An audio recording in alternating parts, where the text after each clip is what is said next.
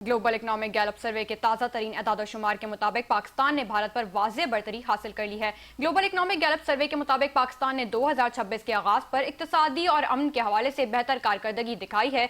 पाकिस्तान भारत और आलमी ओज दोनों से आगे बढ़ रहा है। ग्लोबल इकोनॉमिक गैलप सर्वे 60 ममालिक में किया गया। सर्वे के मुताबिक पाकिस्तान में 51% लोग आने वाले साल के बारे में पुरुम्मीद हैं।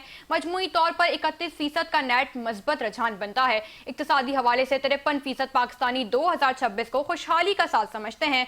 ग्लोबल इकोनॉमिक गैलप सर्वे के मुताबिक पुरुम्मीद पाकिस्तानियों की शरह भारत के 39% से कहीं ज्यादा है।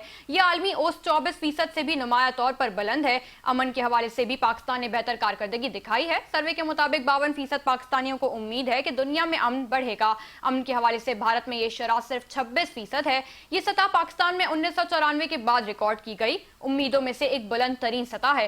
ग्लोबल इकोनॉमिक गैलप सर्वे के मुताबिक खुसूसी तौर पर यह रुझान 1990 की दहाई के आखिर और 2010 की दहाई के वस्त में देखा गया था।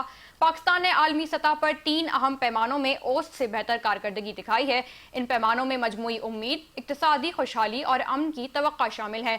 सर्वे के मुताबिक पाकिस्तान ने इनमें से 2 पैमानों में भारत पर सबकत हासिल की। नतीजतन गैर यकीनी आलमी माहौल के बावजूद पाकिस्तानी अवाम 2026 के हवाले से पुरएतमाद और पुरुम्मीद हैं।